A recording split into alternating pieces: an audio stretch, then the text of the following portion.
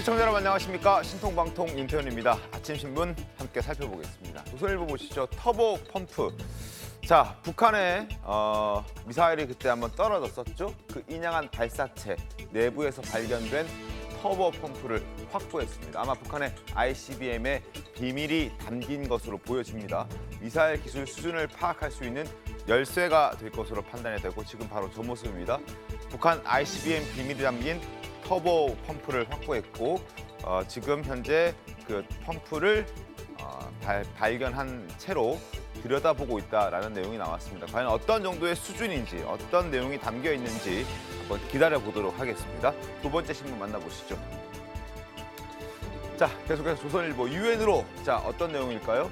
민주당이 지금 일본 오염수에 유엔으로 가자라고 태평양 도서국 18개 국에게 연대 요청을 했습니다.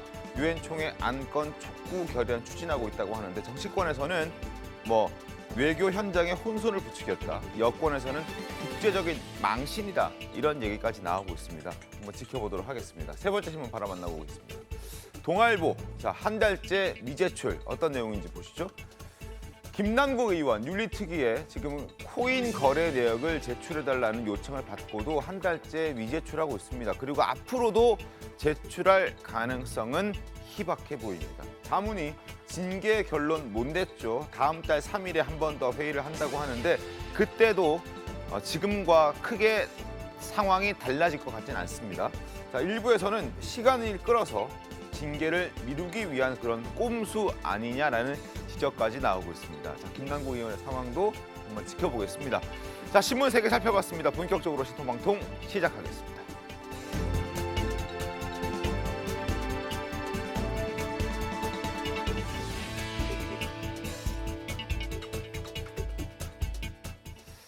자, 전라남도 순천에 있는 운평리 마을 사람들의 웃음꽃이 활짝 피었다고 합니다. 지난달부터 이달 초순까지 최대 1억 원씩, 그것도 세후로 1억 원씩, 적게는 수천만 원씩 현금을 받았기 때문인데 수억 원의 현금을 마을 주민들에게 지급한 사람은 부영그룹 이중근 회장이었다고 합니다. 그래서 오늘 이 사람 첫 번째 인물로 이중근 회장을 뽑아봤습니다. 자, 신문 바로 만나보겠습니다. 신문 보시죠. 고향 사람들에게 최대 1억 원을 지급했다고 합니다. 전남 순천 운평리 280여 가구에 그리고 초중고 동창생들에게도 수억 원을 지급했다고 합니다. 자, 지금 그래픽도 이어서 바로 확인하겠습니다. 초등학교 남자 동창생에게 1억 원씩 지급을 했다고 하고요. 그리고 순천 중학교 동창생에게도 1억 원, 순천 고등학교 동창생에게는 5천만 원씩 지급했다고 합니다. 순천 운평리 280여 가구 주민들에게는 적게는 2,600만 원, 많게는 9,020만 원씩 지급을 했다고 합니다. 최병우 위원님, 이 뉴스가 오늘 사실 가장 많이 본 뉴스이기도 하더라고요. 어떻게 보셨습니까? 그렇죠. 왜냐하면 저런 경우가 아주 드물거나 저 같은 경우는 처음 봅니다. 수백억 정도를 예를 들어서 대학이나 아니면 연구단체 같은데 그 기부한 사람은 있죠. 네. 그러나 고향 사람들한테 몇 천만 원에서 그것도 세후로 네. 1억 원까지 지급했다 이런 분은 아마 못 본 것 같아요. 그래서 이제 저 부분은 받은 사람 입장에서는 정말 하늘에서 갑자기 돈벼락이 떨어진 것 같은 아마 그런 느낌을 갖게 될 것이고, 그래서 이제 다른 사람 못 받은 사람 입장에서는 부럽기까지 하다 이렇게 네. 충분히 얘기를 할 수 있는 대목이죠. 그래서 이제 그 자기 현금이 굉장히 이중근 회장이 많은 걸로 소문이 나 있습니다. 네. 그래서 이제 본인이 노년에 지금 80이 넘으셨으니까 저런 선행을 베푸는 데 대해서 아낌없는 찬사를 보낼 수밖에 없는 그런 상황인데, 그뿐만 아니고 이제 저런 분들이 고향 사람과 자기 주변 사람뿐만 아니고 네. 다른 일반 사회에 환원하는 모습도 좀 보여줬으면 더욱더 칭송을 받지 않을까. 왜냐하면 부영그룹이라는 데가 사회에 환원해야 할 이유, 이것도 있거든요. 네.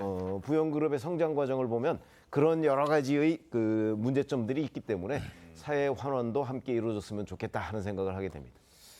이 기사의 댓글을 쭉 보면 나도 좀 받았으면 좋겠다 이런 댓글들이 거의 대부분이었습니다. 그만큼 1억 현금을 마을 주민들에게 고맙다는 이유로 갑자기 전달한다는 것 자체가 거의 보기 힘든 드문 그런 상황이기 때문에 많은 분들이 기사를 꼼꼼하게 본 것 같은데 김광석 변호사님, 이중근 회장 어떤 사람입니까?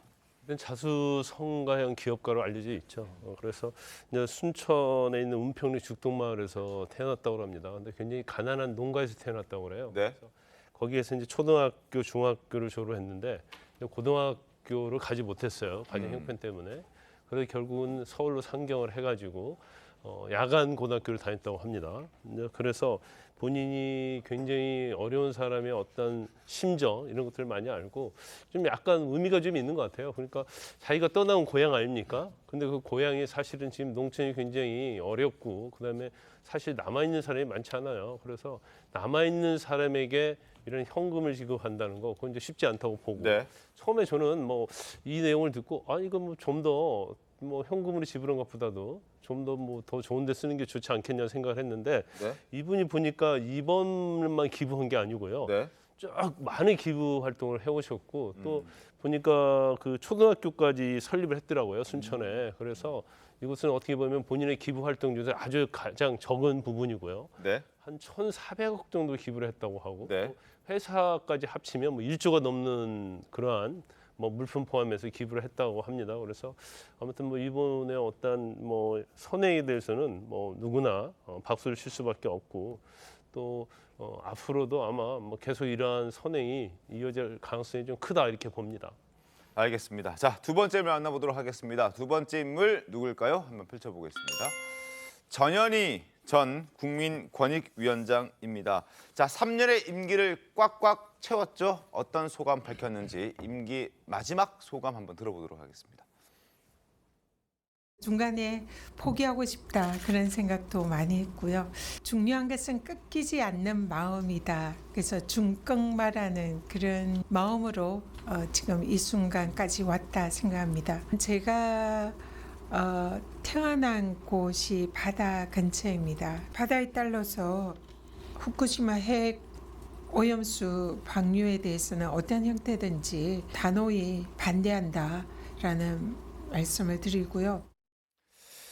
중꺾마 얘기를 했고요. 그리고 쉬는 건 없다, 휴식은 사치다라는 얘기도 덧붙였습니다. 그래서 바로 자신의 고향 통영으로 가서 핵 오염수 방류에 반대하는 목소리를 크게 높이겠다 이렇게 말했습니다. 장동영 의원님, 뭔가 곧장 총선을 준비하겠다는 그런 메시지로 읽히기도 합니다. 어떻습니까? 그런 정치적인 의도가 있으신 것 같습니다.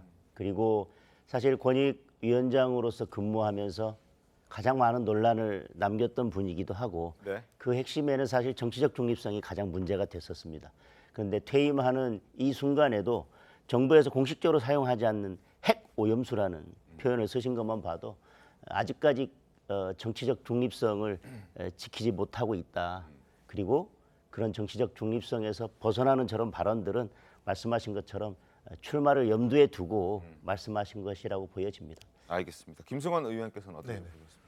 글쎄 우리 권영세 장관께서도 네네. 정치인은 언제든 정치로 돌아와야 된다라는 말씀을 했듯이 전현희 권익위원장도 정치로 올 것 같습니다. 저와는 사법연수원 동기이고 네. 치과 의사로서 그 변호사 활동을 하다가 그 험지라고 하는 강남에서 네. 당선된 민주당 의원이기도 하고요. 또 남편분이 판사 시절에 불의의 교통사고로 이제 돌아가시는 아픔도 겪었는데 아이들 잘 키우고 또 이렇게 정치 활동도 하시는 거 보면 저는 그 영국 전 그 마가렛 대처 아하. 총리가 생각날 정도로 아하. 철의 여인이 아닌가 아하. 이런 생각이 예. 들고 또 권익위원장으로서 뭐 민주당 입장에서는 굉장히 정권으로부터 또 감사원으로부터 뭐 표적 감사라든가 네네네. 부당한 감사를 받았음에도 꿋꿋하게 이렇게 지켜왔다는 점에 대해서는 네. 예, 그래서 이제 민주당 지지자들로부터 많은 호응을 받고 있다 이렇게 생각이 되고요. 다만 감사원에서 아마 검찰에 수사 요청을 경찰에 수사 요청을 한 것 같습니다. 네네. 그래서 권익위에 대한 압수수색이 이루어졌는데 가장 역시 민주당 이제 정치로 돌아가기 위해서 선결 과제가 이제 그런 사법 리스크 네. 수사를 어떻게 잘 마무리할 것이냐 요것부터 그 전현희 위원장이 좀 집중해야 되지 않을까. 그래서 정치적인 행보가 그렇게 자유롭지는 못할 상황이다. 이런 점은 좀 염두에 두셔야 될 것 같습니다. 알겠습니다. 근데 이제 치과 의사이자 변호사잖아요. 네. 그러면 이제 이른바 과학을 그 문과생들보다는 많이 배운 사람이란 말이죠. 사실은 어저께 한 얘기 중에 핵 오염수 방류에 대해서 앞으로 단호히 반대한다 그러는데 핵 오염수 방류를 찬성하는 사람 아무도 없습니다. 지금 뭐 윤석열 정부는 핵 오염수를 방류하는 걸 찬성합니까? 그렇지 않거든요. 네. 지금 일본이 방류하겠다는 건 핵 오염수가 아니고 핵 오염수를 뭐 알프스 과정을 거쳐서 바닷물로 희석해서 방류하겠다는 거거든요. 처리수다. 그러니까 정확하게 얘기하면 처리수죠. 네. 그러니까 오염수 방류 이걸 반대한다는 데는 뭐 전 국민의 이론의 여지가 없어요. 다만 본인이 과학을 배운 저희들보다 과학을 훨씬 더 많이 배운 사람들이니까 그러면은 사실은 일본에서 지금 방류하겠다는 그 물이 네. 과연 핵 오염수냐 아니면 식용 가능한 그 물이냐 하는 이런 부분을 저는 과학도로서 좀 얘기를 해야 된다고 생각을 합니다. 무조건 반대만 할 것이 아니고 일본이 방류해야 하는 물이 과연 과학적으로 봐서 음용 가능하냐, 실제 먹느냐 안 먹느냐는 건 좀 다른 차원의 얘기고 네네. 음용 가능하냐 하는 걸 좀 과학적 시각에서 얘기를 해줬으면 좋겠다. 저는 이렇게 생각합니다. 알겠습니다. 전현희 전 위원장 임기를 다 채운 유일한 전직 전 정부에서 임명된 권익위원장인데 현 정부와 불편한 동거 관계를 쭉 유지해왔죠. 어떻게든 잘 버텼습니다. 여당에게 국정 철학이 안 맞는다는 이유로 사퇴 압박을 받기도 했었는데 관련된 목소리를 좀 듣고 이야기를 이어가겠습니다. 윤석열 대통령 존경하십니까? 최고 국가 책임자로서 그 역할을 충실히 하실 것을 믿고 그렇게 응원하고 있습니다. 윤석열 대통령보다는 문재인 대통령을 더 존경하는 사람 아닙니까? 권익위원장의 임기는 개인의 문제가 아니라 법치주의의 문제이고 임기는 정해졌지만 물러나는 건 자유입니다. 그 억지로 그 자리를 지키고자 하는 의도가 뭐예요? 뭐 저런 비판을 받아가면서도 어떻게든 버텼습니다. 그리고 3년의 임기를 다 채우고 퇴직을 했는 사퇴를 이제 물러났는데 어찌됐든 저런 모습들을 보면서 김광사 변호사님 전효욱 전 의원도 뭐 SNS에 비판글을 올렸다 하더군요. 어떤 내용이었습니까? 일단 뭐 휴식은 사치다 뭐 이런 얘기를 했다는 거 아니에요. 저 권익위원장인 전현희 전 위원장이 그러면 이제 본인의 어떤 이제까지 권익위원장 하면서 했던 일에 대한 거 그리고 지적을 했어요. 뭐 진짜인지 어쩐지 모르겠지만 아직 사실관계는 이제 한 뭐 365일고 365일이고 이제 출근하는 기간은 훨씬 짧겠지만 한 80 며칠을 정상 출근을 안 했다는 거예요. 네. 그러면 이제 충분한 휴식을 취한 게 아니냐. 그런데 이런 식으로 뭐 하겠다는 얘기는 네. 뭐 이거에 대해서는 뭐 여러 가지 아주 비판글을 많이 올렸어요. 근데 이제 전현호 위원장 같은 경우에는 사실은 이제 위원장직을 수행하면서 이제 정책 편향에 대해서 많은 논란이 있었잖아요. 네. 추미애 전 대표의 아들 문제랄지 뭐 조국 전 장관과 관련된 부분 여러 가지 있었어요. 그래서 물론 그 뭐 자기의 어떤 소신일 수 있고 그렇지만 단지 이제 민주당 측 출신의 정치인이 권익위원장을 가기 때문에 그런 경우에 있어서 어떤 권익위의 역할 자체가 공정할 수 없다는 그런 뭐 단적인 사례를 좀 보여줬다고 봐요. 그런데 지금 권익위원장제를 그만두는 자리에서 네. 일단 뭐 내용을 전체를 보면 자기는 이제 총선에 출마했다는 그런 취지인 것 같고 네. 그다음에 또 한 가지 이제 오염수 얘기를 했잖아요. 네. 물론 뭐 오염수 방류에 방지한다 얘기를 할 수 있지만 적어도 권익위원장을 그만두고 나서 자기가 어떤 정치적인 스텝을 밟으려고 할 때 하는 게 맞지 않나 싶어요. 근데 권익위원장을 그만둔 자리에서 바로 이런 취지의 얘기를 하는 것은 그 본인이 직위에 있을 때 어떤 전위 편향성과 연관이 좀 되는 것 같습니다. 그래서 결국 권익위원장 자료를 정치 목적을 위해서 이용을 했고 그다음에 끝까지 임기를 채우지 않았나 그런 의심을 좀 지울 수가 없어요. 알겠습니다. 전현희 전 권익위원장 이제 권익위원장 자리에서 물러나고 새로운 또 정치권으로서의 복귀를 또 꾀하고 있는 그런 모습인 것 같은데 김성원 의원께서 지적해 주셨듯이 어쨌든 사법 리스크, 자신이 안고 있는 사법 리스크를 좀 깔끔하게 털어야 다음 스텝을 잘 밟을 수 있지 않을까라는 생각해 봅니다. 자, 세 번째 인물 만나보러 함께 가보시죠. 추미애 전 법무부 장관입니다. 총선까지 9개월 남았습니다. 추 전 장관이 최근에 적극적인 행보를 보여주고 있습니다. 그리고 얼마 전에는 한동훈 장관의 휴대전화 분실 소동을 강하게 비판하면서 본인의 또 공격성을 드러내기도 했는데 영상부터 보겠습니다.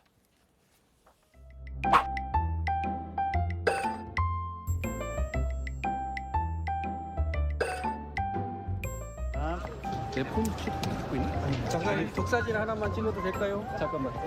내가 내 폰인데 최근에 6.25 전쟁 기념식에서 네. 한동훈 장관이 휴대전화 분실해서 네. 강력계 형사들이 그거 수색하고 뭐 했다는 보도 혹시 보셨나요? 아, 우선 비번을 안 가르쳐준 주인공답구나. 아. 네, 법무부 장관이 그래서 되겠습니까? 그리고 그 한동훈 장관은 윤석열 대통령의 어나더 브라더예요. 똑같아요. 뭐 집에 그 종 부리듯이 그냥 뭐 핸드폰 수색해 그러면 하는 것처럼 네. 신용을 해야지만 그 되겠죠. 권력이 일국의 검사 대통령, 일국의 검사 장관 나으리한테 나온다를 이미 경찰이 이제 알고 있어서 심각하다 생각을 합니다. 자, 지금 자, 그리고 한겨레도 추 전 장관과 비슷한 지적을 했습니다. 신문 잠깐 보여드리죠. 한동훈 폰 찾기, 경찰서장의 직권 남용 아니냐라는 제목의 한겨레 신문입니다. 분실 전화 찾으려고 강력계 투입했다. 경찰 내부에서는 형사 사건도 아닌데 부하들에게 의무 없는 일을 강요한 것 아니냐라는 얘기가 나오고 있습니다. 근데 이걸 쭉 보면 휴대전화를 분실했을 때 경찰에 신고를 하게 되면 한동훈 장관이 아니라 일반 국민들의 경우에도 이러한 경찰의 어떤 조력을 받을 수 있는 거고, 그리고 이날 강력반을 투입하게 된 것도 당직 팀이 강력 4팀이었다. 그래서 강력계가 투입됐다라는 얘기들이 이제 있습니다. 그럼에도 불구하고 추미애 전 법무부 장관과 한겨레에서는 다른 지적을 하고 있습니다. 장동혁 의원님, 이거는 어떻게 좀 봐야 정확한 겁니까? 직권남용까지 이야기하는 것은 좀 과한 게 아닌가 싶습니다. 사실 법무부 장관의 핸드폰 속에 어떤 정보, 또 어떤 민감한 정보, 또 국가와 관련된 어떤 정보가 들어있는지 알 수 없는데 그 핸드폰을 찾기 위해서 가장 신속하게 대응할 수 있는 경찰이 투입돼서 그걸 찾았다고 해서 지금 추미애 장관처럼 전 장관처럼 저렇게 비판하거나 이것을 마치 경찰관이 의무 없는 일을 한 것처럼 직권남용까지 이야기하는 것은 좀 과한 평가라고 생각합니다. 근데 경찰이 이렇게 생각하지 않았을까요? 단순 분실 사건이 아니고요. 한동훈 법무부 장관의 휴대전화는 누군가 그 휴대전화를 노렸을 가능성도 저는 있다고 봐요. 그러니까 절도의 가능성도 있는 거죠. 왜냐하면 그 자리에 앉았다가 일어났는데 휴대전화를 잃어버린 거잖아요. 네. 그러면 신고했을 때 저게 한동훈 장관 측에서 신고를 했다는 거 아니겠어요? 네네. 그렇게 되면 절도의 가능성도 있기 때문에 저는 당직팀이 출동을 했다 이렇게 봅니다. 김성근 의원 어떻게 보셨습니까? 네네. 아무튼 한동훈 장관이 휴대전화와 관련된 여러 가지 구설수가 있어서 좀 안타까운 면이 있긴 합니다. 근데 아무튼 휴대전화는 누구든 다 잃어버릴 수 있기 때문에 네. 뭐 경찰의 조력을 받는 것은 뭐 타당할 수도 있다라고 보는데, 근데 이제 일반 국민들도 휴대전화 잃어버렸을 때 과연 강력계 형사들이 와서 그걸 갖다가 이렇게 찾아주는지, 또 사실 그 주변에는 제가 6.25 참전 유공자분들이라든가 되게 우리 국가를 위해서 헌신하신 분들이 있었던 자리라 사실은 어떤 형사들을 동원한 수사라든가 또 신체 수색까지 나갈 수 있는 그런 상황보다는 주위에서 이렇게 선의로 먼저 찾는 게 장관으로서 어떻게 좀 뭐랄까 대범하고 떳떳한 아무튼 그런 모습을 보여주는 게 더 좋았지 않았을까 그런 생각이 들어서 아쉬운 점은 있습니다. 근데 궁금한 건 이제 112로 신고를 했다고 하는데 네. 바로 강력계 형사들이 투입이 되어서 아마 그 보좌진 중에 비서진 중에 경찰청장이라든가 아니면 경찰에게 그런 신속한 출동과 수색을 요청하지 않았을까. 그런 점은 좀 이게 직권남용이 될지는 좀 더 사실관계를 파악한 후에 법리적으로도 한번 검토해봐야 된다라고 생각하고 지금 있습니다. 김승원 의원님의 말씀은 대표번호 112로 전화한 것이 아니라 직통으로 누군가에게 전화했을 가능성도 배제할 수는 없다. 네, 예전에 112로 신고했을 때 왜 그 김문수 경기도지사님도 나 경기도지사야 했을 때 맞냐 아마 그런 설전이 있지 않았습니까? 그러니까 아마 비서진이 제가 볼 때는 이제 다른 루트로 분명히 이제 요청을 했을 거라고 이제 추측이 되고요, 합리적으로. 그에 대해서 과연 이게 정당한 합법적인 범위인지는 한번 국민들께서도 궁금해하실 수 있으니까 살펴보면 어떨까 싶습니다. 네. 좀 이렇게 봐야 할 것 같아요. 일단 이제 경찰이 이제 일반인지 휴대폰을 분실할 때에 비해서는 신속하게 움직였고 적극적이었다. 그 부분에 대해서는 뭐 인정을 해야 할 것 같아요. 그렇지만 당연히 장관이 공식적인 석상에서 휴대폰을 잃어버린 거잖아요. 그러면 일반인이 어떤 사적인 식당이랄지 이런 데서 휴대폰 잃어버린 거하고는 좀 구분을 해야 한다고 보고. 개념이 다르다. 예. 그다음에 이걸 마치 경찰을 수적 부리듯이 했다는 그런 취지는 맞지 않죠. 왜냐하면 신고를 했는데 네. 경찰이 알아서 지금 투입해서 찾는 거잖아요. 강력계 형사 2명이 굉장히 포인트를 두는데 이 강력계 형사 2명이 현장에 경호팀으로 와 있던 경찰이었다고 그래요. 아하. 그러니까 현장을 가장 잘 아는 사람 아니겠습니까? 네. 그래서 이제 투입이 돼서 한 건데 이제 일반적으로요. 우리가 어디서 휴대폰을 잃어버렸는지 모르고 신고를 하면 사실 경찰이 이렇게 하지 않죠.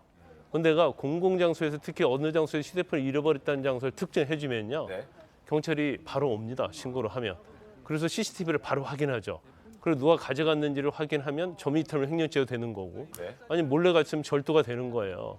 그럼 이거 자체는 이제 경찰이 당연히 수사할 그런 부분이거든요. 그런데 그럼에도 불구하고 마치 이렇게 동원해서 했다는 거 하는 것은 이제 사실관계에 맞지 않는다는 거고 그렇지만 이제 경찰은 당연히 장관이기 때문에 뭐 좀 더 신경 써서 휴대폰을 찾는 것이 과연 이걸 뭐 공권력 남용이랄지 직권남용이랄지 이런 문제까지 과도하게 끌고 가는 것이 아닌가 싶습니다. 알겠습니다. 자, 어찌됐든 추미애 전 법무부 장관이 라디오에 출연해서 이렇게까지 이야기를 하는 데는 당연한 또 다른 이유가 있겠죠. 바로 혹시라도 한 번 더 총선에 출마하고자 하는 그런 의도가 있었던 것, 그런 목적이 있었던 것은 아닌가 하는 의심을 지울 수는 없습니다. 그리고 얼마 전 손혜원 전 의원 역시 조국 전 장관, 추미애 전 장관 함께 뛰었으면 좋겠다 이런 바람을 드러낸 바도 있죠. 그리고 딱 일주일 만에 추 전 장관이 본격적인 공개 행보를 시작했던 것도 공교롭다고 지적할 수 있을 것 같습니다. 자, 관련 목소리 들어보겠습니다. 저는 조국 장관님이 꼭 나오시면 좋겠어요. 이 조 장관님이 꼭 같이 뛰어야 될 파트너가 있다면 추미애 전 대표죠. 그야말로 정말 돌아버릴 지경에 와 있는 우리 당원들이 저는 진짜 시원한 생수를 만난 것 같이 이분들을 도울 거라고 생각해. 결집할 거라고 저는 생각을 합니다. 저는 나가서 도울 마음이 있습니다. 백의종군을 할 마음이 있습니다. 조국 전 장관에 대해서는 사실은 검찰 개혁의 총대를 가장 먼저 맨 분으로서 검찰 세력들이 거의 뭐 일족을 다 멸하듯이 한 거잖아요. 그리고 지금도 조국 탓이다. 내년 총선도 조국 탓이다. 조국 탓만 해가지고 무슨 해법이 생기겠습니까? 회복력을 완전히 잃어버리기 전에 뭔가를 해야 되겠다. 추다르크 이제 부활하는 겁니까? 부활 이전에 어떤 각오를 먼저 말씀을 드려야 될 것 같아요. 네. 기회가 되면 각오를 좀 말씀하시겠다. 네. 알겠습니다. 기회가 되면 각오를 말씀하시겠다. 네라고 대답했습니다. 뭔가 본인도 적절한 타이밍을 좀 보고 있는 것 같다는 생각도 들고요. 어떻습니까? 그렇죠. 총선 9개월 전이니까 추미애 전 장관이 이제 내년 총선 출마를 하고 싶어 하는 것으로 지금 그 이해가 돼요. 근데 그 지역은 이제 고민정 의원이 지금 현역 의원이잖아요. 그렇죠. 그러니까 본인이 이제 그 원래 본인의 지역구로 다시 돌아갈 것인지 아니면 다른 곳으로 갈 것인지 그런 부분에 대한 고민은 아직 끝나지 않았기 때문에 저렇게 얘기를 하는 것이 아닌가 싶고 다만 이제 뭐 신당 뭐 이런 얘기들이 있지 않습니까? 네네. 그리고 손혜원 전 의원이 자꾸 조국 전 장관의 신당 이렇게 얘기를 하는데 추미애 전 장관의 지금 말하는 여러 가지의 그 상황을 보면 민주당 공천을 받고 싶어 하는 게 분명해 보인다. 저는 그렇게 해석합니다. 어떤 부분에서 그렇게 분명해 보인다고? 그게 왜 그러냐면 우선 본인이 너무나 잘 알 것이고요. 수도권에서 민주당 공천을 받지 않았을 때 본인의 그 재진입이 사실상 어렵다는 걸 알 것이고, 그다음에 또 하나는 뭐 자꾸 조국 전 장관 얘기를 하잖아요. 그거는 아마 제가 보건대는 조국 전 장관 지지 세력, 이른바 조국 수호 세력의 지지를 얻어내기 위함이지 다른 목적은 별로 없는 것으로 해석이 됩니다. 알겠습니다. 김승원 의원은 어떻습니까?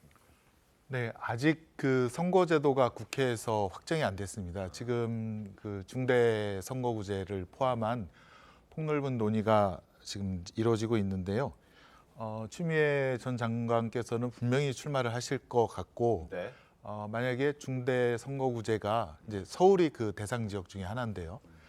만약에 도입이 된다면 뭐 당당하게 뭐 무소속으로 나와도 당선이 될 만한 무소속으로 나가기를 원하시는 건가요? 아니 나와도 될 만한 그 정도의 인지도를 갖고 계시기 때문에 뭐 인지도야 아마 이제 뭐, 예. 선거제도를 보고 나서 이제 결정은 하실 것 같다는 생각이 들고요. 다만 이제 조국 전 장관께서는 청와대 근무 후에 사실은 이제 학자로 네. 다시 교수로 돌아오기를 원했었는데 뭐 제가 알고 있는 짧은 상식이지만 아마 대통령과 이렇게 좀 이렇게 말씀을 나누고 법무부 장관으로 법무부 장관으로 오시게 됐는데 아마 정치에 대해서는 그다지 큰 결심은 없으셨던 걸로 알고 있는데 지금 아까 추미애 전 장관께서 말씀하셨듯이 거의 모든 가족이 또 자기 동생까지 다 검찰의 수사를 받고 지금 이런 마당에 혹시 정치에 대한 그런 뜻이 생각이 더 굳어졌을지 그런 좀 그런 생각이 어떨까 그에 대한 좀 의문은 좀 있습니다. 그래서 물론 뭐 정무수석하고 법무부 장관하고 할 때까지만 하더라도 정치에 그렇게 현실 정치에는 관심이 없었던 것으로 보여지긴 했습니다만 최근에 문재인 전 대통령 양산 가서 만나고 난 다음에는 서울대도 복귀할 수 없는 상황이 돼버려서 길 없는 길을 가겠다고 했고 그게 모든 사람들이 대부분의 사람들이 이제 현실 정치를 하겠다라는 일종의 선언이다라고 얘기를 하는데 거기에 대해서는 아직 동의를 못 하시는 건가요, 그러면? 저도 아직 그 확신을 못 하겠습니다. 그런 뜻으로 비춰지기는 하고 있고요. 지금 뭐 이제 신당 창당이 요새 붐인 것 같습니다. 뭐 양양자 의원님도 신당 창당하신다 그러고 금태섭 의원님도 신당 창당한다 그러고 그런 흐름에 또 뭐 손혜원 전 의원님께서 추미애 전 장관이라든가 이런 우호 세력과 함께 신당을 창당하지 않겠느냐 그런 이제 생각도 드는데요. 아직은 좀 더 지켜봐야 되고 역시 조국 전 장관께서도 지금 재판을 받고 있는 상황이라 쉽게 결단은 못 내릴 것 같다는. 알겠습니다. 뭐 신당 창당 가능성에 대해서 저희가 뭐 100%다 이렇게 몇 %다 말씀드리긴 어려울 수 있고 그러나 조 전 장관이 최근에 보여줬던 행보들 그리고 자신의 SNS에 무채색으로 자신을 그려놓고 파란색 넥타이를 맸던 사진도 올렸던 걸 생각해 보면 출마를 하고 싶고 민주당의 공천을 받아서 출마를 하고 싶다는 그런 생각이 좀 강하지 않나라는 걸 저희가 좀 생각해 볼 수는 있는데 그것 또한 본인이 직접 하겠다라고 말한 건 아니어서 저희가 또 단언해 드리기는 조금 상황이 아직까지는 그렇게 좀 지켜봐야 될 것 같다는 생각이 드는군요. 한번 일단 어떻게 될지 지금 전현희 전 권익위원장 그리고 추미애 전 법무부 장관, 조국 전 장관까지 과연 어떻게 이번 총선을 지나갈지 한번 지켜보도록 하겠습니다. 여권에서도 내년 총선 앞두고 상당히 골치가 아프죠. 어떻게든 제1당은 물론이고 과반 의석 확보도 해야만 하는데 상황이 녹록지가 않습니다. 특히 서울과 수도권에서 뾰족하게 나아질 것이라는 전망도 많지는 않습니다. 그리고 뭔가 좀 힘을 실어줄 것 같아 보였던 한동훈 장관도 출마하지 않을 것이라는 전망도 스멀스멀 나오고 있기 때문인데 최근 한 장관의 행보 그리고 하태경 의원의 주장도 한번 들어보도록 하겠습니다. 앞으로 대한민국 잘 부탁합니다. 최고 스타입니다. 기대가 큽니다. 저도 기대가 크고 제가 한번 자주 한동훈 장관은 출마할 거라고 보시죠? 저는 안 할 가능성이 높다고 봅니다. 야권에서 뭐 그 나오는 거 거의 기정사실로 보던데. 그렇겠죠. 한동훈 컴플렉스가 있으니까 자꾸 그렇게 보일 텐데 한동훈 장관은 내각에 쓰이는 게 윤석열 정부한테 더 낫다. 국회에 들어오면 그렇게 큰 역할을 하겠느냐. 계속 중용할 것이다. 저는 그렇게 생각합니다. 장동훈 의원님 어떻습니까? 한때 뭐 총선 차출선, 총선 당대표로서 총선도 이끌어줬으면 바란다. 뭐 이런 얘기까지 나왔었는데 이제 그 얘기가 아니라 안 나올 것이다라는 얘기도 스멀스멀 나오고 있던데요. 어떻습니까? 뭐 하태경 의원님 지적도 일부 일리가 있는 부분은 있는 것 같습니다. 왜냐하면 현실 정치가 갖는 한계가 있지 않겠습니까? 초선 의원으로 시작해서 국회 내에서 어떤 역할을 할 수 있을 것인지. 근데 또 윤석열 정부에서 내각에서는 계속해서 뭔가 큰 역할을 해낼 수가 있고요.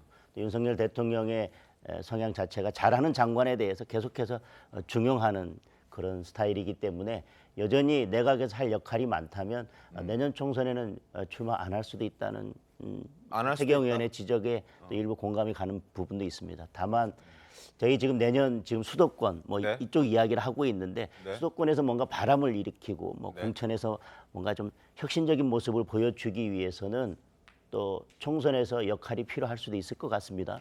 그래서 아직까지는 총선 출마한다 안 한다 이렇게 단정하기는 어려울 것 같습니다. 알겠습니다. 쉽진 않죠? 단정하는 게. 김광삼 변호사는 어떻습니까? 저는 뭐 출마할 가능성이 훨씬 높다 이렇게 봐요. 없다. 아. 본인 이제 장관직을 굉장히 오랫동안 수행하지 않았습니까? 네.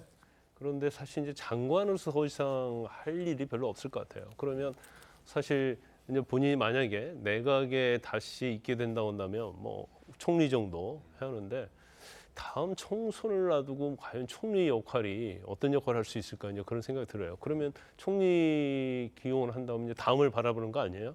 그런데 사실은 현재 어떤 한동훈 장관의 어떤 행보랄지 또 여당의 어떤 분위기는 좀 출마 방향으로 가기가 쉽다 이렇게 생각이 들고 이제 근데 아마 그것은 이제 총선을 닥치게 되면 그 당시 이제 총선의 역학 관계가 어떻게 되냐 좀 달라질 것 같아요.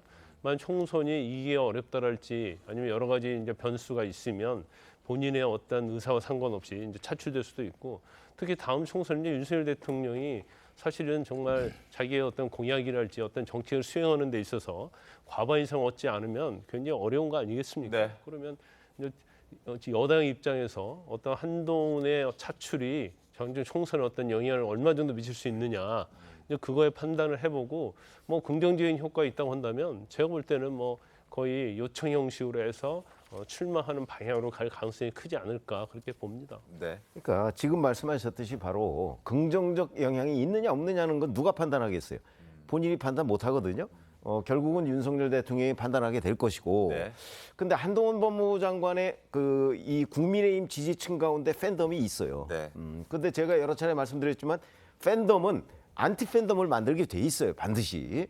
그러면 한동훈 법무장관이 싫다 그러는 사람도 또 꽤 많아요. 네. 그렇기 때문에 이게 충돌하다 보면 여권 전체 입장에서 보면 한동훈 장관을 차출하는 것이 과연 바람을 일으키는데 도움이 되느냐 아니냐는 거는 굉장한 정무적 판단을 필요로 해요. 그렇기 때문에 한동훈 장관의 정치적 역량, 행정적 역량은 제가 어느 정도 입증된 거라고 저 판단을 하는데 네. 정치적 역량은 전혀 입증되지가 않았어요.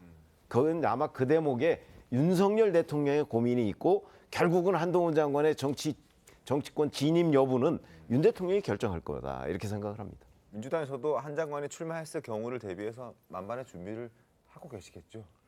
네, 뭐 여러 가지 경우의 수를 생각하시는 것 같고요. 네. 제가 볼 때 한 장관은 이미 뭐 국회에서 여러 가지 이 뭐 연설이라든가 이런 거 보면 거의 네. 뭐 이제 정치인의 길을 벌써 가고 있다라고 생각이 들고 우리 최병묵 위원님께서 말씀하셨듯이 결국 이제 그 시기 네. 또 한 장관을 어떻게 이렇게 할 것이냐는 역시 윤석열 대통령의 의중이 가장 크게 작용하지 않겠느냐. 그래서 내년 총선부터 대비를 시킬 것이냐 아니면 장기적으로 다음 국민의힘 대선 후보 중에 한 사람으로까지 생각해서 장기적으로 이렇게 그 길을 한번 생각해 볼 것이냐. 역시 윤석열 대통령의 의중에 달려있다라고 보여집니다. 알겠습니다. 상황이 참 복잡하게 가고 있는데 지켜보도록 하겠습니다. 지금부터는 사드 전자파 의혹 내용 살펴보도록 하겠습니다. 문재인 정부 시절 사드의 전자파가 인체에 무해하다고 확인을 했지만 공개하지 않았다는 의도적 지연 의혹이 제기가 됐습니다. 국민의힘 김기현 대표 그리고 박대출 의원의 얘기 들어보겠습니다.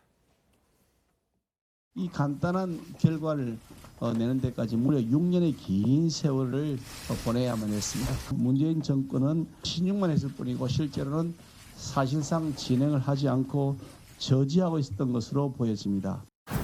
환경 영향 평가를 하겠다고 해놓고 왜 뭉갠 것인지 누가 뭉갠 것인지 밝혀내야 합니다. 윗선 개입 없이 이런 일이 일어나기는 어려울 것이라는 것이 합리적인 의심일 것입니다. 감사원 감사와 필요할 경우 검찰 수사를 통해 진상을 제대로 규명해야 할 것입니다.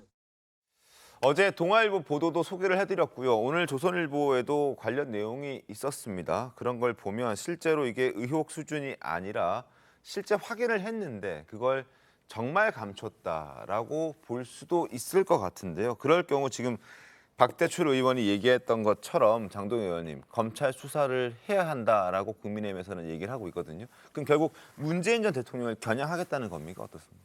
그거는 사실관계를 파악해 봐야겠습니다만은 이와 같이 조사를 하고도 그 결과를 밝히지 않은 것은 저는 심각한 문제라고 생각을 합니다. 네. 사실 이 사드 문제가 불거졌을 때 민주당에서 얼마나 많은 이 공포를 조장을 했습니까?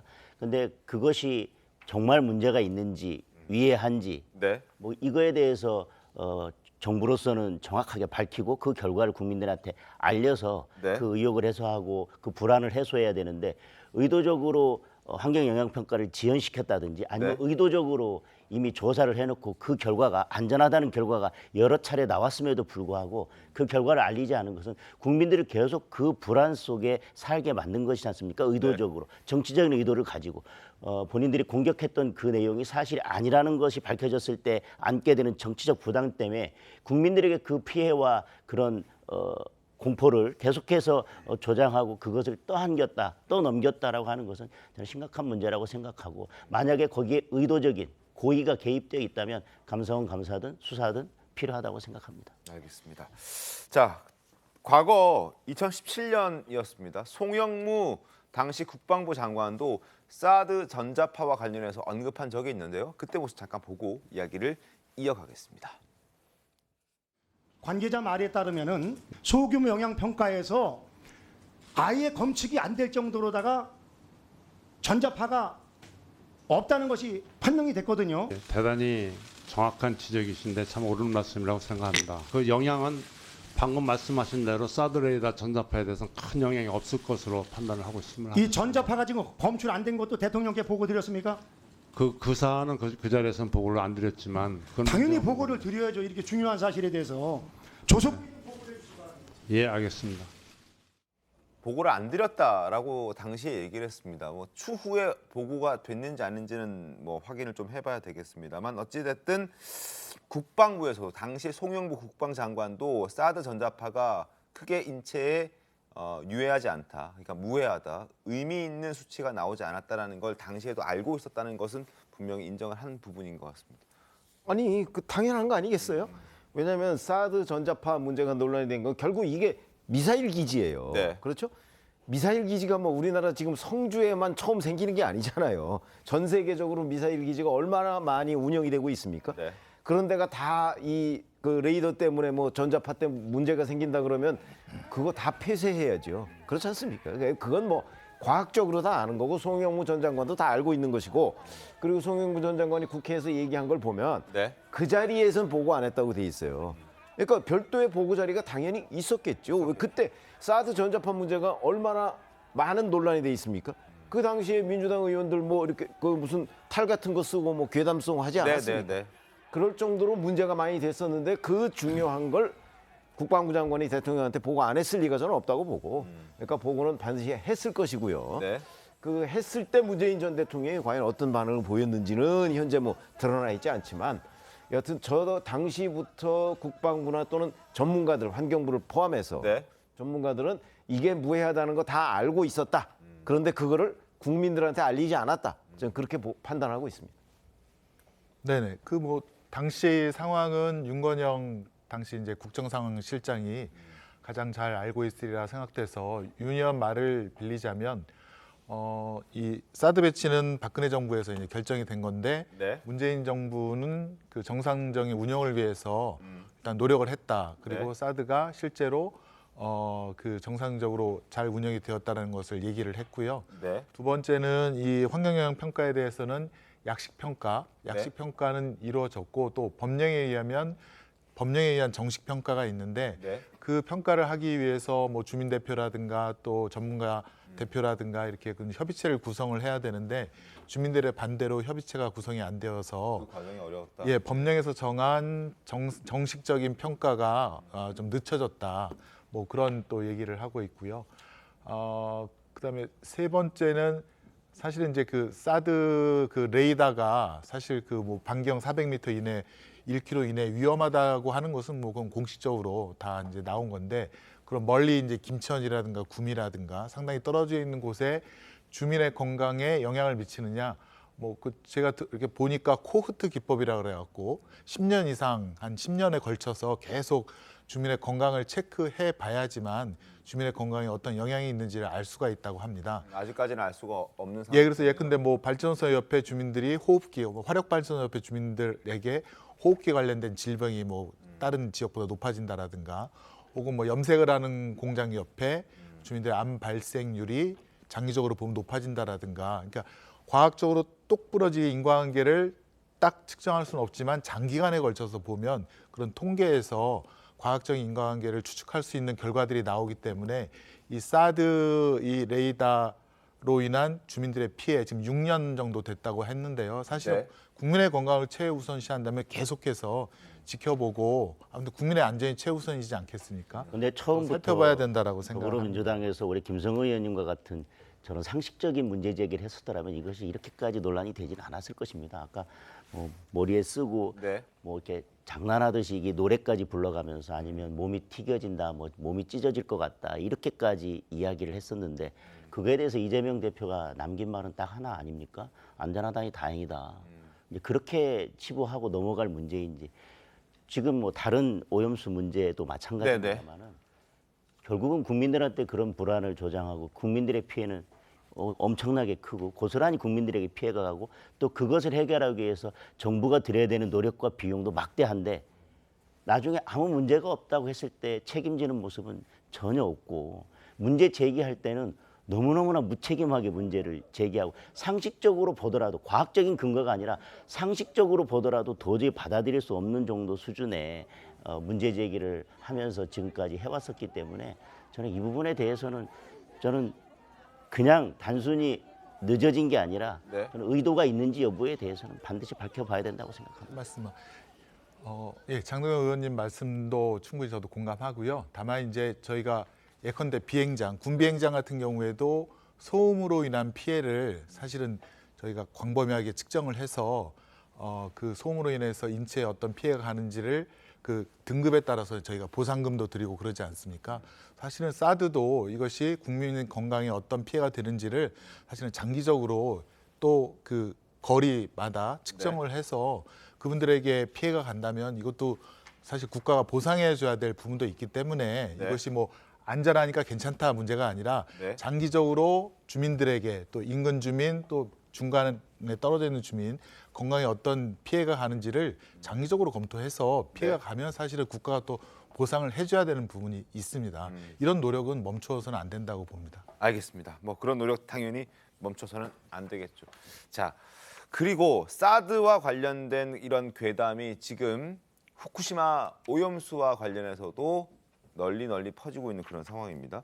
지난 27일이었습니다. 저희 TV조선에서 후쿠시마 오염수 방류를 이제 일본이 조만간 할 예정인데 그걸 앞두고 그 관련된 토론회를 개최를 했었는데 당시 민주당 위성권 의원이 출연했습니다. 발언이 논란이 되고 있습니다. 어제도 저희가 잠시 언급을 해드렸는데 거짓말 논란이 돼버렸습니다. 영상 보겠습니다. 광우병 괴담이 아니라 국민들이 그 광우병을 우리 이제 세계로부터 지켜낸 거예요. 그걸 괴담이라고 얘기하는 건 난 이해할 수가 없어요. 30개월 이상 된 소고기 먹어가지고 네, 광우병 알겠습니다. 걸린 전 세계 사람이 있냐는 거예요. 수도 많습니다. 네네. 데이터를 갖다 드릴까요? 아니 내놔보세요. 갖다 드릴게요. 어디 그런 얘기를 하십니까? 그것도 모르면서 지금까지 아이고, 그걸 참. 광우병 괴담이라고 네, 그 하시는 당시에 수십만 명이 됩니다. 27일이 아니라 26일 월요일이었습니다. 그리고 저 성일종 의원과 서로 대담을 이어가는 과정에서 광우병으로 인해서 발생한 어떤 피해를 봤던 사람들이 수십만 명이 된다고 했는데 그 발언이 이제 거짓으로 드러난 겁니다. 화면 잠깐 보겠습니다. 자, 수십만 명이 된다. 그리고 광우병 환자들 자료도 갖다 드리겠다라고 얘기했는데 방송 뒤 확인해봤더니 흥분한 탓에 실수한 것이다라고 인정을 했고요. 광우병 걸린 사람 숫자 아닌 소의 숫자였다라고 해명을 했습니다. 그래서 광우병에 걸렸던 사람들의 숫자를 한번 확인을 해봤는데 다음 장 보실까요? 자, 영국 178, 프랑스 28, 스페인, 아일랜드, 미국 다 한 자릿수 환자들이 발생을 했습니다. 그래서 한 200명 정도 되는 것으로 이제 확인이 되고 있고 우리나라에는 없습니다. 그런데 이제 뭔가 자신의 발언에 설득력을 더하기 위해서 저런 거짓말까지 해버린 그런 상황인데 워낙 민감한 이슈이기 때문에 뭔가 팩트 체크를 하고 발언을 했어야 되는 것 아닌가라는 생각이 듭니다. 김광삼 변호사님. 전형적으로 저희 괴담의 위험성을 보여주는 거예요. 저게 팩트 체크가 안 됐으면 저 방송을 보는 사람들은 광우병 수십만 명이야? 그러면 머리에 또 송송 펑크나고 이런 생각을 할 거 아니에요. 근데 저기 얘기를 하잖아요. 거기서 반발하니까 내가 자료를 갖다 드리겠다. 그러면 자기가 거짓말한 거에 대해서 신빙성을 갖다 뒷받침해 주는 거거든요. 결과에 이제 본인은 실수다고 하는데 저는 실수가 아니고 굉장히 모름에 용감하다 그런 얘기도 할 수 있고요. 그다음에 이제 공부를 안 한 거죠. 네. 그 단순히 자기들의 어떤 논리만 가지고 끝까지 우겨대겠다. 그래서 거기서 지적을 당하니까 이제 자료가 있다. 이걸 갖다 해야겠다. 왜 거짓말하냐 상대방을 공격하는 거예요. 그래서 지금 광우병 그 당시 얼마나 난리쳤습니까? 네. 방송에서요. 그 소들 나와가지고 막 쓰러지고 뇌 송송 뚫리고 막 그런 거 엄청 방송했어요. 네. 특히 그 광우병 관련해서 약간 우호적인 언론들이 결과적으로 어떻게 됐어요? 우리나라 광우병 한 명이라도 생겼습니까? 안 생겼잖아요. 거기에 대해서 사실은 책임을 져야 하고 그다음에 그 이후에 사실은 사과를 하든지 네. 잘못된 건 인정해야 하는 거 아닙니까? 그런데 지금 방송에 나와서도 계속 광우병이 괴담이 아니고 사실을 저렇게 우기고 있는 거예요. 그래서 저게 모렴치한 건지 아니면 정치인으로서 어쩔 수 그런 건지는 좀 이해가 되지 않지만 네. 이번 오염수와 관련된 문제랄지 저는 사드 관련된 문제에 있어서도 이걸 과학적 객관적으로 설명하는 게 아니고 다시 이제 국민을 선동해서 거기서 어떤 정치적 이득을 얻고자 하는 결과적으로 국가와 국민을 위한 것이 아니고 정치적 이득을 위한 방법의 도구로서 쓰는 거예요. 그러다 보니까 사실은 지금 오염수와 관련해서도 과학자들 말을 믿을 수 없다고 하잖아요. 네. 돌팔이 데려다 놓고 얘기를 한다고 얘기를 하고 이제 그러다 보니까 이제 국민의 입장에서는 사실 과학적으로 분석을 한다랄지 과학적으로 내놓은 자료를 갖다가 이해를 한다지 그렇게까지는 할 수는 없는 거거든요. 전문가 아니기 때문에. 그러다 보니까 저런 선전선동에 통하게 되고 이제 나라가 혼란해지고 그다음에 이제 수산업자 어민들이 피해를 보고 결과적으로 이런 피해 본 것들이 나중에 오염수가 별 문제가 없었다고 밝혀지면 그다음에 그 많은 피해를 누가 보상할 거예요. 그래서 좀 너무 정치적 이득을 가지고 하지 말고 좀 이성과 합리적인 걸 가지고 우리가 비판을 하자 그런 얘기를 하고 싶습니다. 네. 네, 우리 국민이 벌써 한 20년 전에 그 부안의 그 방패장 그 만든다고 할 때 네. 그때도 굉장히 큰 반발이 있었는데요. 그때는 이제 저준위 방패장이죠. 이제 원자력과 관련된 사용된 물품들, 장갑이라든가 이런 거를 갖다가 이제 저장하겠다고 했는데도 국민적인 저항이 굉장했던 것으로 기억이 나는데요. 근데 이번 그 후쿠시마 원자력 발전소는 멜트다운이 돼서 사실 국민들이 그 발전소 폭발하는 거를 직접 사고가 저희가 있었던 발전소. 방송으로 봤기 때문에 그에 대한 공포는 예전에 비할 바가 아니다. 그래서 이런 국민들의 염려가 있는 거는 맞는 것 같고요. 두 번째는 일본의 태도도 저희가 납득을 못하는 게 일본이 예전에 체르노빌 발전소 폭발하고 그랬을 때 그때는 그 소련이었죠. 그때는 완전히 그냥 시멘트로 그 발전소를 갖다가 묻어버렸는데요. 네. 예. 그런데도 일본은 그 방사선 누출이 자국에게 피해가 간다라고 하면서 굉장히 그 목소리를 높였는데 지금 일본 정부는 그 오염수를 갖다가 지금 바다로 방류하겠다는 거 아닙니까? 그러면서도 과학적이라고 하면서 자료를 인근 국가들, 특히 가장 가까이 있는 우리나라에 제공을 하지 않고 있기 때문에 당연히 이런 비판 그리고 국민적인 염려가 있는 것은 당연하다라고 보여지고요. 이거를 해결하는 것이 어떻게 보면 우리 정치인들의 과제인데 국민들에게 안심도 시켜드리면서 과학적으로 검증도 할 수 있는 이런 방법을 좀 찾아보자라고 이제 국민의힘과 또 이제 대통령께 말씀을 드리는 거고 그에 대한 좀 뭐랄까요 그 지혜랄까요 대화랄까요 논의는 좀 여야 간에 또 대통령실과 함께 좀 시작이라도 해봤으면 좋겠다는 생각이 사실관계는 바로 잡아야 될 것 같습니다. 그 자료를 제공하지 않는 게 아니라 국민들도 명확하게 알고 계시다시피 우리나라도 참여해서 IAEA에서 시료를 채취해서 지금 과학적으로 검증하고 있지 않습니까? 네. 그보다 더 확실한 검증이나 이 자료 제공이 뭐가 있을지 그건 저는 일단 의문이고 이성근 의원 발언 중에 흥분해서 사람의 숫자가 아니라 소의 숫자를 말했다고 하는데 대화의 맥락을 보면 그게 헷갈릴 문제는 아니라고 생각합니다. 성일종 의원께서 분명히 아니 광우병 걸린 사람이 도대체 몇 명이나 있습니까? 라고 물었을 때 수십만 명이다 이렇게 몇 사람이 있습니까? 물었더니 수십만 명이라고 해놓고 나중에 그냥 그네 소 숫자를 잘못 얘기한 거다 이렇게 좀 납득하기 어려운 말씀을 하셨는데 그냥 그 광우병 문제에 대해서 그 당시에 선동했던 그것을 합리화하기 위해서 몇 명이나 있냐고 하니까 아무런 근거도 없이 그냥 수십만 명이라고 그냥 본인이 그냥 무책임하게 발언하신 것이지 뭐 숫자 사람 숫자 소 숫자를 헷갈렸다고 하는 것은 조금은. 근데 이제 오염수에 관한 것은 이제 본질적인 문제가 있어요. 그러니까 언론에서도 상당히 이제 그런 부분이 명확히 안 드러나는데 오염수를 방류해라 문제가 없으니까 그게 아니거든요. 네. 오염수 당연히 방류하면 안 되죠. 오염된 오염수를 방류하면 되겠어요? 그런데 전제가 뭐냐면 국제단체하고 전문가들이 이제 특히 IAEA가 가장 전문성이 있는 거 아닙니까? 그 오염수에 대해서 검증을 해보니까 별다른 문제가 없다. 그러면 사실은 문제가 없으면 이 방류를 막을 방법이 없잖아요. 그걸 얘기하는 거예요. 근데 그러면 오염수가 어떤 문제가 있느냐, 뭐 삼중수소랄지 뭐 그런 것들이 함유돼 있고 오염수가 제대로 처리되지 않았다고 한다면 그건 이제 과학적 근거를 가지고 이런 것이 있기 때문에 이 오염수는 문제가 있다 이렇게 가야 하는데 지금 뭐 야당에서 공개하는 것은 오염수 국회의원 나와서 하는 얘기 매일 그러잖아요. 마실 수 있냐고. 그 얘기예요. 뭐 아무런 근거가 없잖아요. 그래서 근거를 가지고 같이 논의하고 토론을 하자. 그런 취지로 말씀을 드리는 겁니다. 알겠습니다. 잠깐 조금만. 짧게요. 진짜 예. 짧게요. 네. 아무튼 그 일본 동경전력도 그 알프스라는 그 처리 기계가 몇 가지 핵 물질에 대해서는 그 걸러낼 수 없다라고 인정을 하고 있는 것으로 알고 있고요.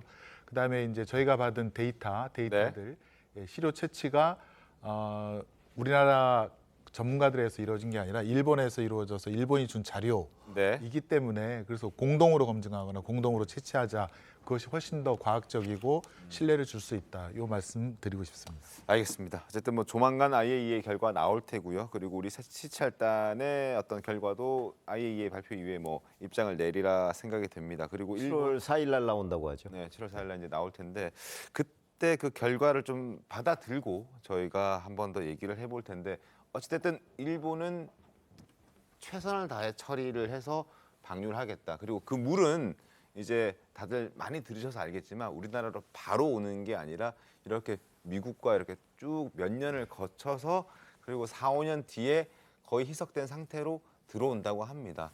그러니까 뭐 그런 부분을 좀 감안해서 논의가 좀 계속 이어졌으면 하는 그런 바람입니다. 자, 다음 순서 가겠습니다.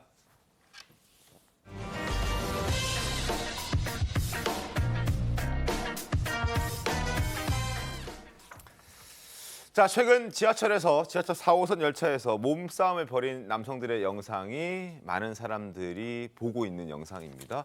어떤 영상인지 보겠습니다.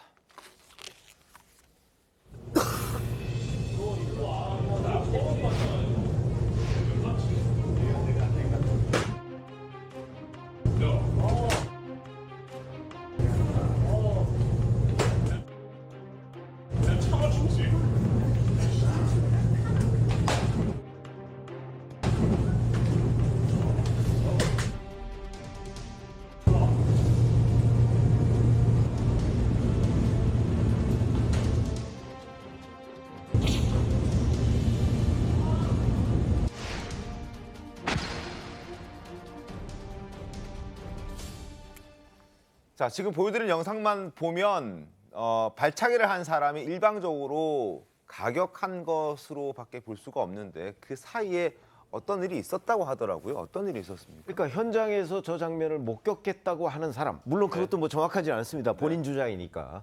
그 사람 얘기는 지금은 파란 티를 입은 사람이 하얀 티를 입은 사람을 일방적으로 발차기 하는 거로 돼 있잖아요. 근데 저에 앞서서 사실은 하얀 티를 입은 사람이 만취 상태라고 그래요. 그러니까 이 사람이 먼저 파란 팁을 입은 사람을 가격을 했다고 합니다. 그래서 이제 뭐 내가 참아줬다 하면서 지금 이제 파란 티를 입은 사람이 반격을 했다고 하는 게 그 목격했다고 주장하는 사람의 그 얘기예요. 그러니까 이제 정확한 관계는 둘은 서로 모르는 사이인 것 같고 정확한 거는 또 다른 목격자들한테 한번 좀 조사를 해봐야 되는 것 아닌가 이렇게 판단이 됩니다. 지금 로킥을 날린 남성이 지금 일방적으로 가격한 것으로 보여지긴 합니다만 그 사이에 지금 최병욱 위원께서 설명해 주셨던 그런 내용이 있었다라는 거고요. 그래서 목격자 설명대로라면 혹시 이거 정당방위가 될 수 있는 것 아니냐 뭐 이런 얘기들도 있긴 하던데 김광삼 변호사님 이게 뭐 정당방위 뭐 이렇게 봐야 됩니까? 어떻습니까? 저부터 이제 쉽지는 않을 것 같아요. 일단 일방적으로 때린 건 맞긴 하거든요. 일단 이제 흰 옷 입은 남성이 계속 이제 폭행을 가했다는 거 아니에요. 그런데 피해 가지고 옆칸으로 갔는데 따라왔다는 거예요. 그럼 이제 그런 상황에서 흰 옷 입은 남성이 계속 공격하는데 거기에 이제 방어하기 위해서 했다고 한다면 이제 정당하게 이루어질 수 있는데 저 영상을 보면 일단은 이제 그 흰 옷 입은 남성의 어떠한 폭행이 이미 마친 상태예요. 그러면서 돌아가는데 이제 나는 더 이상 못 참는다. 5번 참았다 하면서 어떻게 보면 로킥으로 해갖고 때리는 거 아니겠습니까? 그래서 이미 이제 그 정당방위 요건이 우리나라는 굉장히 엄격합니다. 특히 중요한 것 중에 하나가 현재의 부당한 침해예요. 그런데 일단 자기를 폭행한 것이 어느 정도 끝난 상태로 한다면 사실 이제 본인이 도망가든지 아니면 경찰에 신고하든지 해야 하는데 그렇지 않고 굉장히 분노에 치밀어서 맞다가 다시 때린 사람을 쫓아가서 했다고 한다면 어떤 긴급성이랄지 현재 어떤 부당한 침해랄지 아니면 그거 이외에는 방어 방법이 없었다랄지 이런 엄격한 요건이 있는데 거기에 해당하지 않을 것 같지만 그렇지만 실제로는 유발한 것은 흰 옷 입은 사람이잖아요. 그렇기 때문에 충분히 이제 정상 참작할 사유가 있기 때문에 이제 처벌할 수위는 뭐 거의 높지 않을 것이다 이렇게 봅니다. 알겠습니다. 지금 보여드린 그 영상처럼 유튜브에서 그러니까 지하철에서 이렇게 난동을 부리거나 몸싸움을 하는 경우들이 뭐 어제 오늘 일은 아닙니다. 흔히 뭐 자주 발생하는 일도 아니지만 그렇게 없었던 일도 아닌데 과거 이렇게 논란이 됐었던 그런 폭행 가하는 그런 영상들 저희가 잠깐 모아봤습니다. 어떤 일이 있었는지 한번 보도록 하죠. 난동 부리는 사람이 있어요. 아무도 안 와. 절실은 절대나. 에이, 엠마, 조용히 해. 너 까불지 마. 조용히 해, 엠마. 여기 지하철인데요. 난동 부리는 사람이 있어요. 난동 부리는 사람이 있어요. 7564. 너 누구야? 앉아. 일었어? 확. 때려라. 안 때려. 안 때리니까. 대박. 때렸어? 안 때렸어. 야가 가다가 맞으세요. 야, 너 때려라. 이기다 좀 뭐야?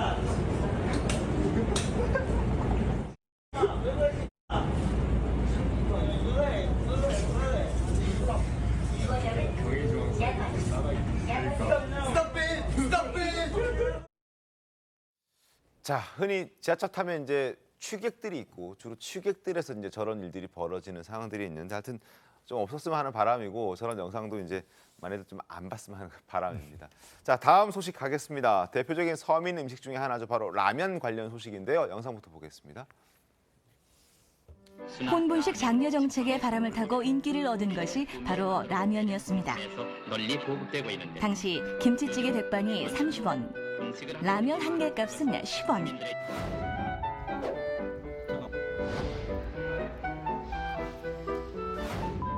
라면은 우유와 쇠고기를 듬뿍 넣어서 부드럽고 고소하며 영양가가 뛰어나기 때문입니다. 형님 먼저 드시오. 라면 아우 먼저 들게나. 라면 형님 먼저 아우 먼저 형님 먼저 아우 먼저. 이렇게 맛있는데 언젠간 1등하지 않겠습니까? 대한민국의 이름으로 세계를 울리는 라면.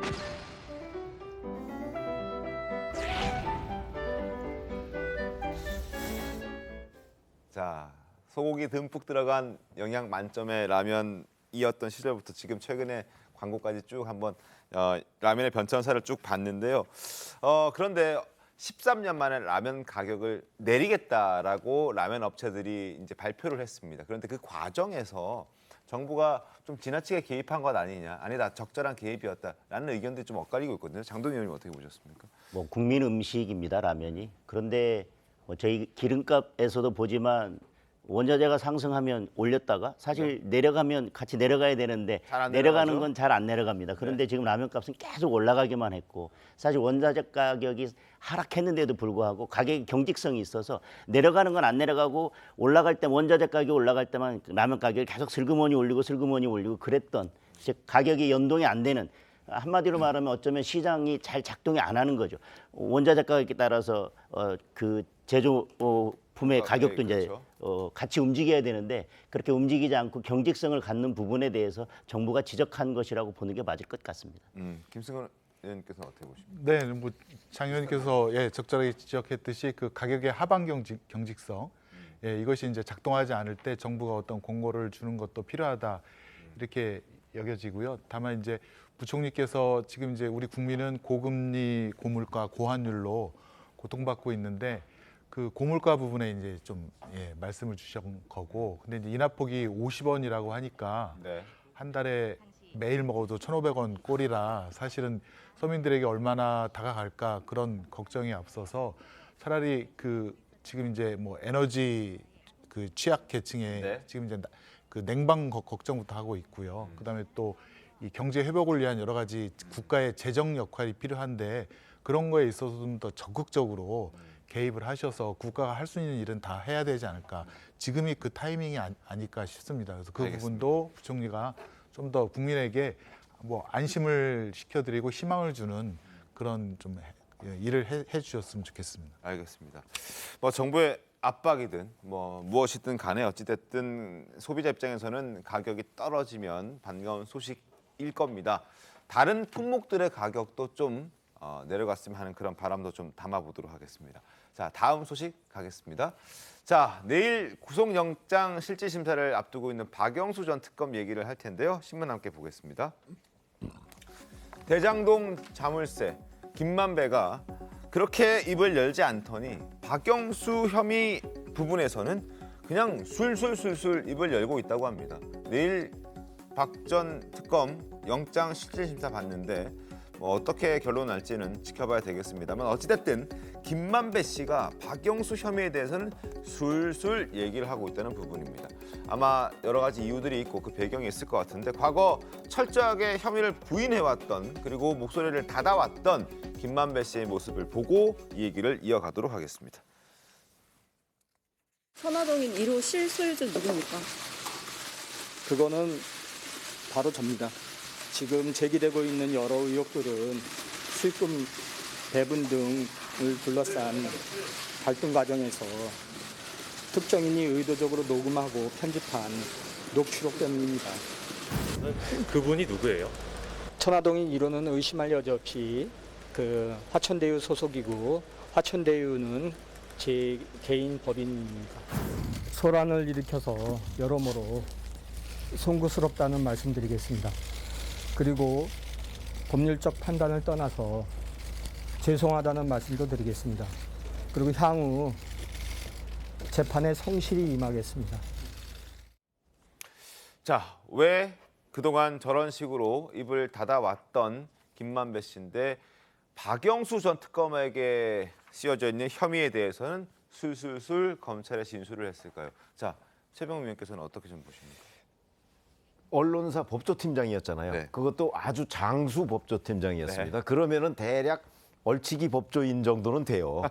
근데 왜냐하면 매일 그 취재하고 기사 쓰고 뭐 이런 것들이 있으니까. 근데 왜 그러면 지금 천화동인 1호에 대해서는 저렇게 입을 다물면서 천화동인 1호는 사실은 그 정영학 녹취록이라는 데 보면 절반은 그분 것이라고 자기 말로 얘기를 했거든요. 그런데 지금은 다 자기 거라고 얘기하잖아요. 그게 이제 시인하는 순간 자기가 뇌물 제공한 게 되거든요. 자기도 책임을 져야 돼요. 근데 지금 박영수 전 특검한테 뭐 돈을 뭐 200억을 주기로 했다는 둥 나중에 그게 50억으로 줄었다는 둥 하는 얘기들은 네. 기본적인 약속은 자기가 한 게 아니고 남욱 변호사가 한 거예요. 그러니까 그거는 자기가 남욱 변호사한테 이런저런 얘기를 들었다고 다 실토를 하더라도 자기 책임은 아니라는 거예요. 자기가 법률적 책임을 져야 할 이유가 없기 때문에 네. 그래서 지금 술술 불고 있는 것이다. 이렇게 생각을 합니다. 자기에게 피해가 오지 않을 걸 본인이 판단하고 이렇게 술술 불고 있는 것이다라는 얘기들이 이제 많이 나오고 있는 게 사실이기도 합니다. 그리고 내일 영장 실질심사가 있습니다. 김광삼 변호사님, 네. 구속 여부 우리 어떻게 전망해야 될까요? 제가 볼 때는 이제 발부될 가능성이 굉장히 크다 이렇게 크다. 봐요. 예. 왜냐하면 이제 첫 번째는 이제 사안이 굉장히 중대하죠. 그게 대장동 일당과 공모해가지고 사실 이제 성남은텔 컨소시엄 관여였지 않습니까? 네. 그래서 금액도 커요.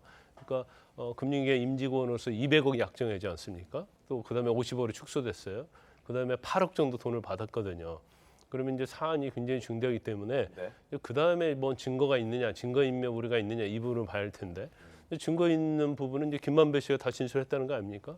그다음에 증거인멸과 관련해서 지금 언론 보도에 가면 뭐 PC 파괴하고 여러 가지 뭐 휴대폰도 부셔서 내 가지고 전혀 뭐 휴대폰에서 뭐 내용을 건질 게 없다는 거고, 그다음에 대장동 일당과 관계된 사건 관계인들이 계속 만나면서 뭔가 자기의 유리한 진술 또 그 내용을 다 파악했다는 거예요. 그러면 증거인멸 우려도 상당히 있고 이제 모든 범행을 부인하고 있거든요. 네. 그래서 제가 볼 때는 뭐 영장이 발부될 가능성이 상당히 높다 이렇게 봅니다. 알겠습니다. 내일 박영수 전 특검의 영장 실질 심사는 오전에 있고요. 그리고 함께 영장이 청구된 양재식 변호사에 대한 영장 실질 심사도 내일 오후에 있습니다. 두 사람이 어떤 결과를 받아들일지 한번 지켜보도록 하겠습니다. 잠시 뒤에 돌아오겠습니다.